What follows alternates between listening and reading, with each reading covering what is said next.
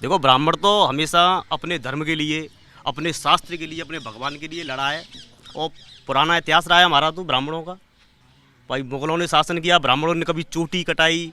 अपने जो मंदिर हैं, शास्त्र हैं, सब ब्राह्मणों ने बड़े संभाल के रखे। और ब्राह्मणों का विकास भी हो रहा है और ऐसी कोई ब्राह्मणों को कोई परेशानी नहीं है बाबा के शासन में। और गुंडा राज खत्म है बाबा के शासन में, गुंडा राज खत्म है। ब्राह्मण नाराज तो योगी जी से नाराज, तो ब्राह्मण राजपूतों में तनाव, तो ये तो वो, ये जो चल रहा है इसको गांव में बैठा ब्राह्मण देख रहा है, ये सब खबर सुन रहा है, तो क्या सोच रहा है? नहीं, देखिए ऐसा है, ब्राह्मण जो विधायकों की बैठक हुई है उसमें कोई गलत नहीं है। पंकज चौधरी जो नए अध्यक्ष बने हैं भाजपा के, उनका अलग नज़रिया हो सकता है। बाकी केशव प्रसाद मौर्य हैं, पूर्व मुख्यमंत्री हैं, उप मुख्यमंत्री, उन्होंने भी स्पष्ट किया है कि इसमें कोई गलत नहीं है। कोई भी परिवार के लोग अगर बैठते हैं, मिलते हैं, तो इसमें कोई भी कुछ भी अनुचित नहीं है। इससे पूर्व में आप देखिए 36 विधायकों ने बैठक की है, उसमें किसी ने कोई ऑब्जेक्शन नहीं किया। तो हम सब यही मानते हैं कि इसमें कोई गलत नहीं है। अरे हम ये गलत सही उनकी बैठक का नहीं पूछ रहे हैं, हम पूछ रहे हैं गांव में बैठे एक आम ब्राह्मण को क्या लगता है कि इस सरकार, भाजपा सरकार में ब्राह्मणों की उपेक्षा हो रही है, या उसे ये लगता है कि ब्राह्मणों के इसमें इस सरकार में ज़्यादा फायदा हुआ? क्या आप सोचते हैं? देखिए, सरकार तो सबका साथ सबका विकास पे काम कर रही है। कोई ब्राह्मण हो या कोई दलित हो, क्षत्रिय हो, सबके लिए कार्य कर रही है। कोई भी अछूता नहीं है विकास कार्यों से। बाकी किसी को अपनी व्यक्तिगत परेशानी है, वो कह सकते हैं कि ब्राह्मण अछूते हैं, कि ब्राह्मणों पर अत्याचार हो रहा है, कुछ भी ऐसा है। देखो, बाबा जी ऐसे कहते हैं कि 14 के बाद से 14, 17, 19, 22, 24 इन चुनाव में ब्राह्मण ज्यादातर बीजेपी के साथ रहे हैं, तो वो स्थिति अभी है या उसमें परिवर्तन आ रहा है, ये बताओ। जिन्हें कुछ राजनीतिक, मान लीजिए पार्टी को लोग हैं, उन्हें दिक्कत हो सकती है। आम आदमी पहले भी थे और आज भी 27 में 29 में भाजपा के लिए वोट करेंगे और मोदी के लिए वोट करेंगे। हाँ जी, आप बताओ, आप लोग किसी पार्टी में भी हो? हाँ, पार्टी में, भारतीय जनता पार्टी में ही हम। कोई बात नहीं है। अरे बाबा प्रधान जी देखो बोलते रहे तो हम समझ गए। कुछ बोलने से एक आम आदमी के बोलने का नजरिया दूसरा होता है, पार्टी के कार्यकर्ता का दूसरा होता है। खैर, आप अपनी बात कही, उसमें कोई बात नहीं। बाबा ने ब्राह्मण समाज के लिए बहुत किया है। ब्राह्मणों को मंदिरों में देखो खूब बाबा ने पैसा दिया, सब कुछ किया है। ये वो हमारे यहाँ माहौल बहुत अच्छा है, राजपूत हो ब्राह्मण हो सब तालमेल से रह रहे हैं। ऐसा कुछ नहीं है कि जातिवाद का कोई मैटर हो, अच्छा रह रहे हैं और खूब तरक्की कर रहे हैं, लोग पढ़ रहे हैं, आगे भी बढ़ रहे हैं। और शायद बाबा ने EWS ला के, योगी जी ने बहुत अच्छा किया ब्राह्मण ट्रकों के लिए। ऐसा कुछ नहीं कि जाति भेद है, हमारे यहाँ कोई भी नहीं है। माहौल इतना अच्छा कभी नहीं हुआ जो बीजेपी के टाइम में यूपी के अंदर है। आप बताओ भैया, आपका क्या राय है? सही बता रहे हैं भाई साहब जो कह रहे हैं, बिल्कुल सत्य बात है। देखो, ब्राह्मण तो हमेशा अपने धर्म के लिए, अपने शास्त्र के लिए, अपने भगवान के लिए लड़ा है। और पुराना इतिहास रहा है हमारा तो ब्राह्मणों का। भाई मुगलों ने शासन किया, ब्राह्मणों ने कभी चोटी कटाई। अपने जो मंदिर हैं, शास्त्र हैं, सब ब्राह्मणों ने बड़े संभाल के रखे कि आगे जरूरत पड़ेगी। पर लेकिन अब जो सरकार है बीजेपी की, ये भी मंदिरों में अच्छा काम कर रही है। हमारे मंदिरों का छोड़िए, धर्म के ब्राह्मणों को कैसा लगता है कि उनके लिए कैसा काम? हाँ, तो अच्छा ही हो रहा है। जब हमारा धर्म बच रहा है, हमारे मंदिर बच रहे हैं बीजेपी की सरकार में, तो भाई अच्छा कर रहे हैं बाबा और ये दोनों मोदी। चलिए ठीक, आप भी कुछ बताएं। आप सबसे अरे राय सबकी आनी चाहिए। आप करते क्या है? बताओ ना। मेरा टेंट का काम है। हाँ? टेंट का काम है मेरा। आप भी ब्राह्मण है ना? हाँ, ब्राह्मण। तो सभी ब्राह्मण ही है, तो आपका क्या विचार है? बीजेपी राज में अच्छा हो रहा है, सब कुछ ब्राह्मणों के लिए हो रहा है, सबके लिए हो रहा है। तो ये ब्राह्मण विधायक जो के बैठे थे बैठक में, या जो ये चर्चा चल जा कि ब्राह्मण बीजेपी में, आप? मैं राजनीति में ना रहा हूँ मैं। नहीं, मैं राजनीति में ना रहूँगा मैं। ये राजनीति नहीं करते हैं। कोई बात नहीं है, यहाँ जो लोग बैठे हैं सब राजनीति वाले थोड़ी नहीं है। अरे मंदिर है, बैठे थे, हमने देखा जब शुरू किया तो कम लोग थे, अब ज्यादा ही हो गए। हाँ, तो बताइए आपका विचार क्या है? मेरा विचार सभी के साथ है। बाबा का अच्छा चल रहा है और ब्राह्मणों का विकास भी हो रहा है और ऐसी कोई ब्राह्मणों को कोई परेशानी नहीं है बाबा के शासन में। और गुंडा राज खत्म है बाबा के शासन में, गुंडा राज खत्म है, सब स्वतंत्र है। और ये तो अपने तो ये तो बिरादरी के हिसाब से कभी क्षत्रिय मीटिंग करते हैं, कभी ब्राह्मण मीटिंग करते हैं, कभी और कोई करेंगे। अब ये मुख्यमंत्री जी ने तो कोई ऐतराज लिया नहीं इस पर, और जो प्रदेश अध्यक्ष है उन्होंने थोड़ा ऐतराज माना है, तो वो भी देखा जाएगा क्या होता है आगे। वो अपनी चौधरी फन दिखा रहे हैं, वो चौधरी है ना, उनकी बिरादरी जब करेंगे तब पता चलेगा कि बोलेंगे कि नहीं बोलेंगे उनके प्रति। भाई क्षत्रियों के प्रति तो वो बोले नहीं, ब्राह्मणों की होगी तो बोलने लग गए, और क्या कहें। ब्राह्मणों को सभी से ब्राह्मणों के प्रति कुछ हो तो नफरत हो जाती है समाज में। जैसे कि किसी की भी सरकार हो, सब चाहते हैं कि ब्राह्मण हमारी तरफ आ जाए। अब बीजेपी के साथ है, और कुछ पता पड़े समय आने पे क्या होता है 27 में, बाबा के साथ रहेंगे या सपा के साथ या कांग्रेस के साथ। चलिए ठीक है, आप लोगों ने बात किया, इसका बहुत शुक्रिया। अब आप कुछ बोलना? मैं कुछ कहना चाह रहा हूँ। हाँ, मैं योगी से यही कहना चाह रहा हूँ कि जो टीचर भर्ती है इसको निकाले जल्दी से जल्दी। युवा बहुत बेरोजगार बैठा हुआ है इसमें, सीधी सी बात है। उस पर अभी क्या जरूरत है? और पुलिस की भर्ती चुनाव आ रहा ना, हाँ। अभी तक तो आई नहीं, अब भर्तियां आएंगी जब चुनाव आ रहा है। तो भाई युवा 10 साल से बैठा हुआ है, बेरोजगार बैठा हुआ है बिल्कुल। हाँ, बेरोजगारी ज़्यादा है, युवाओं के लिए बेरोजगारी ज़्यादा है। मैं योगी से यही कहना चाहता हूँ कि जल्दी से जल्दी ये भर्ती निकाले टीचर की, पुलिस की। घबराओ बिल्कुल नहीं, चुनाव आ रहा। माठ इलाके में जहाँ मैं आया हूँ आज, ब्राह्मणों की अच्छी खासी जनसंख्या है, और यहाँ से करीब 8 या 9 बार श्याम सुंदर शर्मा जी विधायक बने थे। उनके बारे में ये है कि वो अधिकांशतः पार्टियों से उन्होंने चुनाव लड़ा, यहाँ तक कि तृणमूल कांग्रेस के भी वो यूपी के विधायक बने थे। कांग्रेस से लड़े, बसपा से लड़े, गठबंधनों से लड़े, तमाम जगहों से लड़े, लेकिन अब भारतीय जनता पार्टी ने ये सीट जीत ली। जाटों की जनसंख्या ज़्यादा, उसके बाद ब्राह्मणों की जनसंख्या है, ऐसा माना जाता है। लेकिन आज मैं ऐसे ही गांव में या ऐसे इलाकों में लोगों से बातचीत कर रहा हूं जहां पर ब्राह्मणों की जनसंख्या बहुत अच्छी खासी। ये टेटी गांव है, और ये पूरा ब्राह्मणों का, कितना करीब इस गांव में ब्राह्मण होंगे? इधर कितना घर होगा? पूरा गाँव टेटी का 2000 की वोटिंग है, खाली ब्राह्मणों की? हाँ। आपका क्या नाम? मेरा नाम लक्ष्मीचंद पाठक। पाठक लोग ज़्यादा है क्या यहाँ? नहीं, लवानिया का गाँव है, लवानिया है ज़्यादा। आप क्या करते हैं पाठक जी? मैं कार्ड छापता हूँ, कार्ड डिब्बा बनाता हूँ। और आप? मैं ये फार्म हाउस चलाता हूँ, मैरिज होम चलाता हूँ। आपका क्या नाम है? शिव कुमार लवानिया। सोनू शर्मा। आपका बाबा जी? हरिओम लवानिया। लवानिया। अब बात ये बताइए कि मैं आया हूँ ये जानने के लिए कि ब्राह्मणों का माहौल क्या है इस समय योगी राज में। योगी का भी माहौल है, योगी यहाँ तो योगी जावे वो पार दोबारा, अब के तू जावे वो योगी। हाँ? योगी की सरकार बनेगी यूँ यहाँ से तो। अरे वो तो ब्राह्मण विधायक बैठे थे, कह रहे ब्राह्मणों का कुछ उपेक्षा हो रही, क्या हो रहा? अब ब्राह्मण ने कौन पूछ रहा है, अब तो योगी महाराज हैं। योगी महाराज का ये माहौल है, वो तो ब्राह्मणों का नहीं है। हाँ, अब ना ब्राह्मण न को क्यों? काम अच्छे है रहे हैं सरकार में, बढ़िया काम है रहे हैं सब। ब्राह्मण हो या बनिया हो या कोई जाट हो, सब काम चाहिए, काम बढ़िया है रहे हैं, और क्या चाहिए।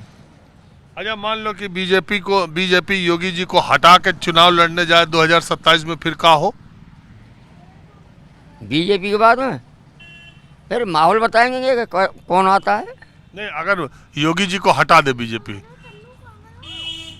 फिर तो विचार करना पड़ेगा कि कौन सा चेहरा है, कैसा काम किया है, कैसा नहीं किया है। योगी जी तो हमारे देखे हुए हैं ना, योगी जी तो 2 बार से मुख्यमंत्री बने हुए हैं। तो योगी जी के राज में आपके हिसाब से ब्राह्मणों का सब ठीक चल रहा है? हाँ, बढ़िया चल रहा है। आपके इलाके में? हाँ, बढ़िया चल रहा है। आपको? बढ़िया चल रहा है। अच्छा, योगी जी रहे चाहिए या हट जाए चाहिए? रहने चाहिए, इनसे कोई वो ना है, बढ़िया है।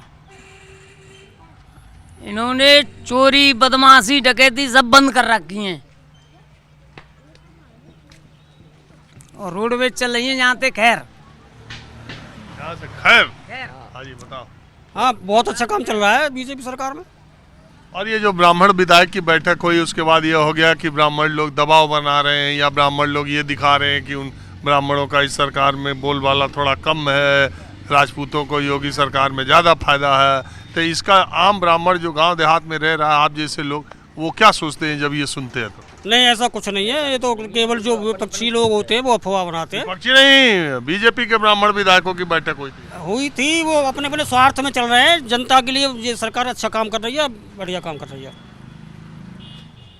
आप क्या मानते हो? योगी जी होने चाहिए मुख्यमंत्री, बढ़िया काम कर रहे ये हैं। जो ब्राह्मण विधायक, और ये कहा जा रहा है ब्राह्मणों को योगी जी से कुछ नाराजगी है तो कुछ ये है। ये तो सब तरह के लोग होते हैं, सब एक दूसरे के खिलाफ बोलते हैं, वो तो सब जनता के लिए बढ़िया काम कर रहे हैं। ऐसा है, ये लोग जो अपनी सीट तो है ही है, अपने बच्चों का भविष्य देख रहे हैं। और बीजेपी सरकार में ऐसा नहीं होता है कि बाप विधायक है तो बेटा भी विधायक हो। वहाँ तो जो आदमी काम करता है, चाहे किसी भी जाति का हो, किसी भी जगह का हो, वो जो काम करेगा वही विधायक बनाएगा।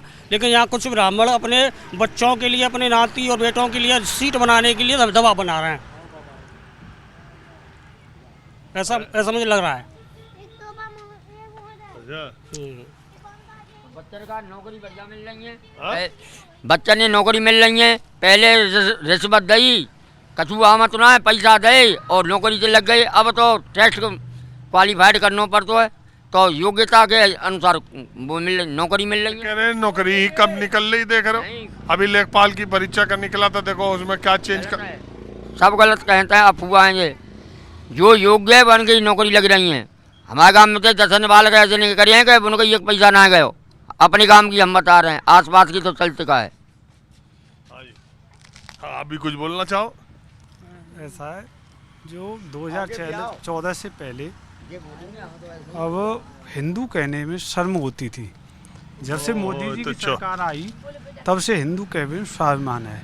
और ये सरकार जो हिंदू को स्वाभिमान की जागृति हुई है, हिंदू कहना आदमी सोच रहा है, हिंदू कहने में कोई शर्म नहीं है, शर्म महसूस नहीं होती है। हम सनातनी है, हिंदू कहने में कोई शर्म नहीं है।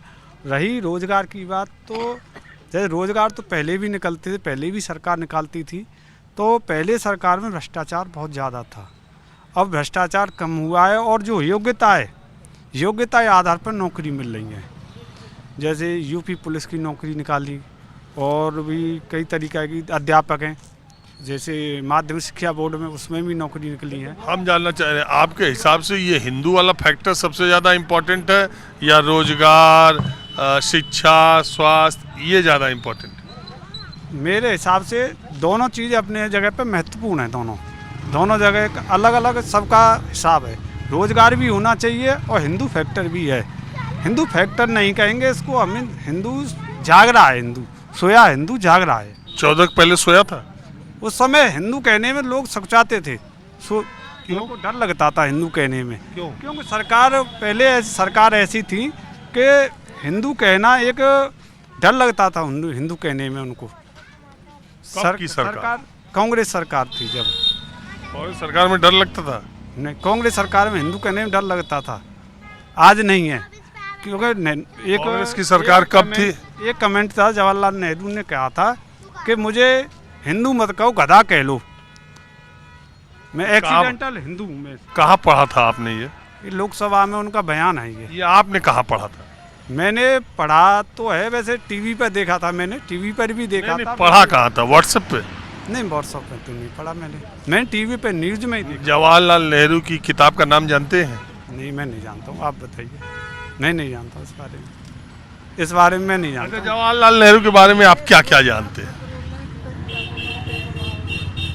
ज़्यादा कुछ तो मैं जानता नहीं, पर मैंने ये जो भारत के पहले प्रधानमंत्री थे, तो उनके बारे में कुछ तो आप जानते होंगे कि यही जो अभी आपने बताया, वो तो खैर मैं नहीं बोल सकता भारत के प्रधानमंत्री को, लेकिन आप उनके बारे में और क्या क्या जानते हैं, जरा मैं ये जानना चाहता हूँ कि आप वैसे आप पढ़े लिखे कितने हैं?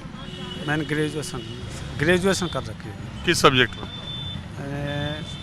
कला वर्ग से कर रखी है, आर्ट साइड में। सब्जेक्ट क्या क्या थे? हिस्ट्री था मुझ पर, हिंदी थी और इंग्लिश थी मुझ पर। तो आप बताइए नेहरू जी के बारे में, आप चार लाइन बोलिए। नेहरू जी देखा जाए तो नेहरू वैसे अच्छे प्रधानमंत्री थे, वैसे अच्छे थे प्रधानमंत्री, और मुझे ज़्यादा जानकारी नहीं उसके बारे में, ज़्यादा नहीं। अरे भाई, भारत के प्रधानमंत्री के बारे में ग्रेजुएट आदमी है, 4 लाइन अच्छा बुरा जो आप उनके बारे में जानते हैं जो भी जानते हैं उन्होंने क्या क्या गलतियां की, उनमें क्या क्या अच्छाइयां थी, इतना तो बता सकते हो। ज़्यादा जान गलतियां तो बता सकते हो, गलतियां तो बता सकते हो। मैं नहीं बताऊँगा, हमारे पत्रकार जी महोदय वो बताएंगे। ये पत्रकार अरे महोदय भाई छोड़ो, हम आपने नेहरू की बात की, नहीं, इसलिए वो मैंने न्यूज़ पे सुना था वैसे, और वैसे मैंने पढ़ा नहीं है, हालांकि मैंने न्यूज़ पे ही सुना था, जो चैनल चलाते हैं तब सुना। और क्या क्या नेहरू जी के बारे में सुना और जाना है?